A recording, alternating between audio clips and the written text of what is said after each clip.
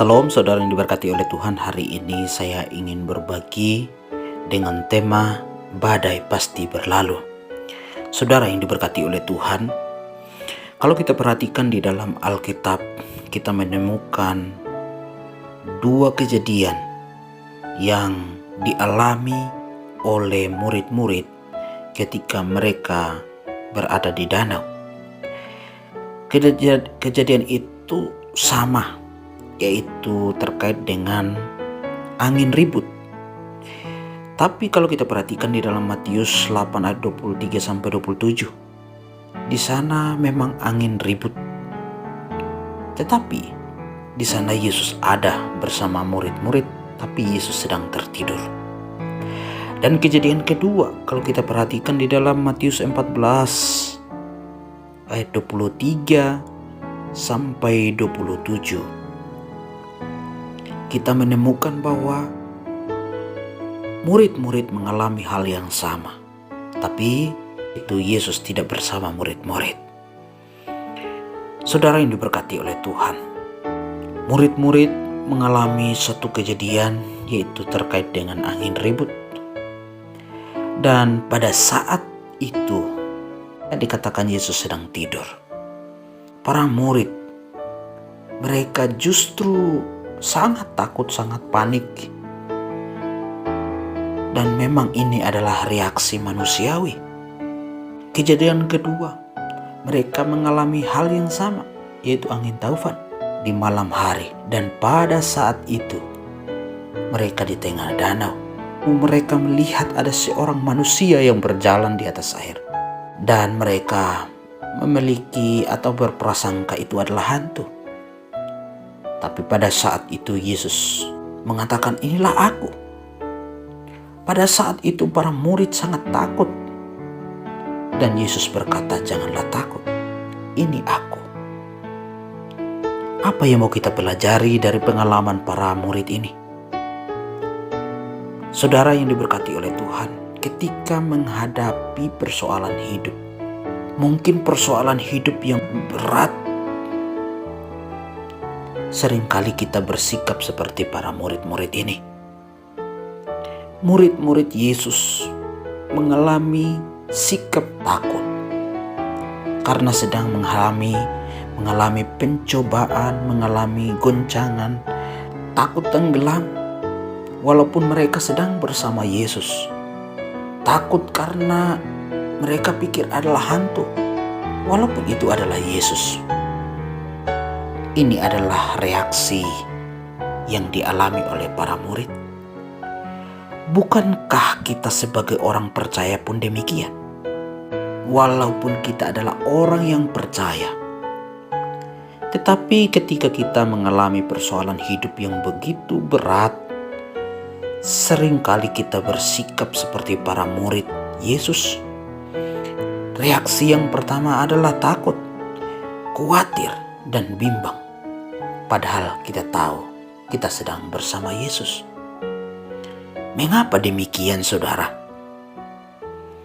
Karena kalau kita perhatikan di dalam Matius 8 ayat 23 sampai 27, merasa mereka sendiri.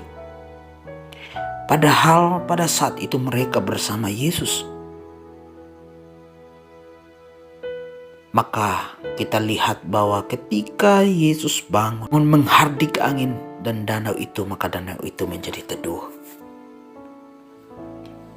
Ini membuktikan, ini membuat kita sadar, membuat kita berpikir, membuat kita menyadari bahwa Allah yang kita sembah di dalam Tuhan Yesus, Dia berkuasa atas segala sesuatu.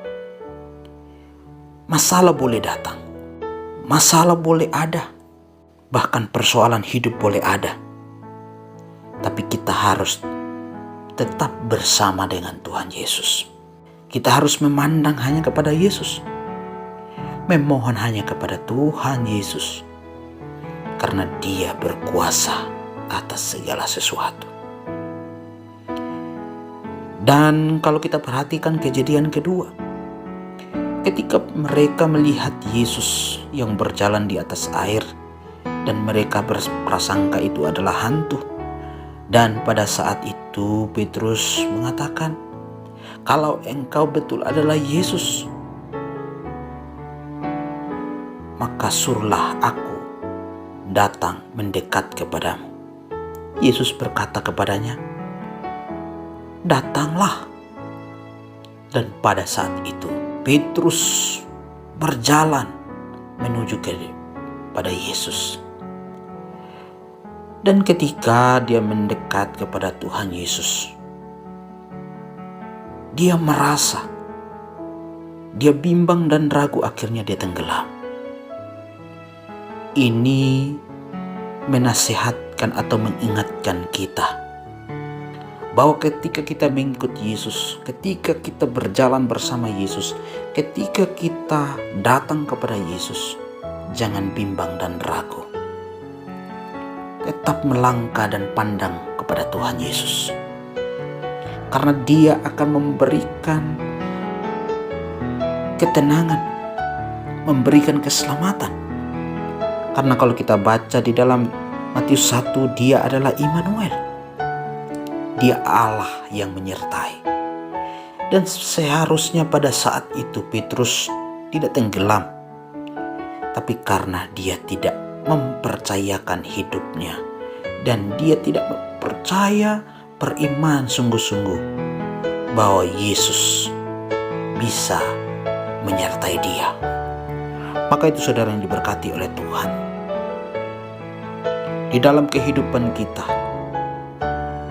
dalam persoalan hidup yang sedang kita alami, ketika kita mengalami khawatir, bimbang, rasa takut, kita harus datang hanya kepada Tuhan, minta pertolongan. Jangan kita terpengaruh dengan situasi yang ada pada kita, karena masalah pasti ada.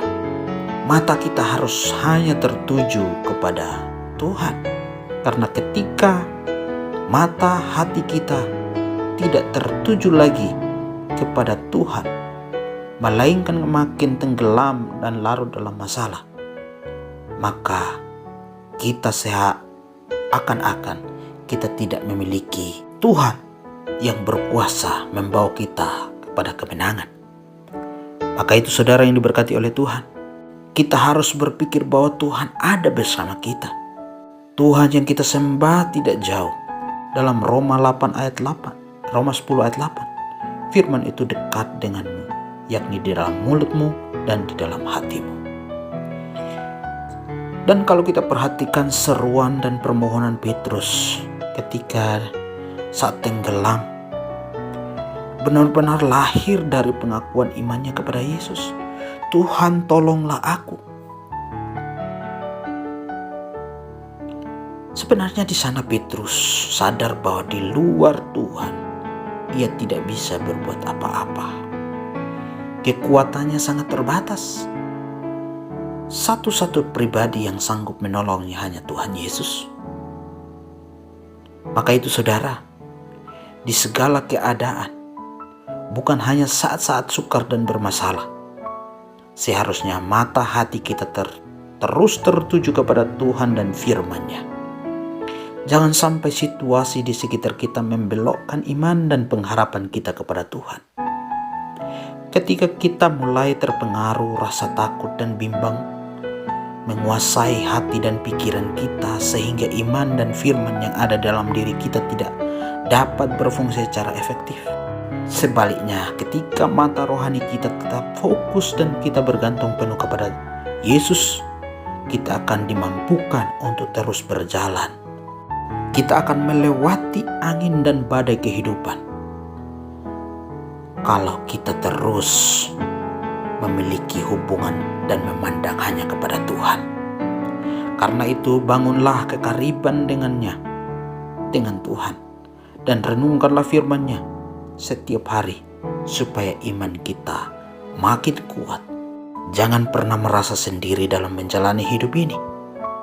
Ada Tuhan yang selalu menyertai kita. Dengan suaranya yang lembut, Ia selalu mengingatkan kita, "Aku ini, jangan takut." Tetap pandang kepada Tuhan, tetap beriman. Tuhan Yesus memberkati. Amin.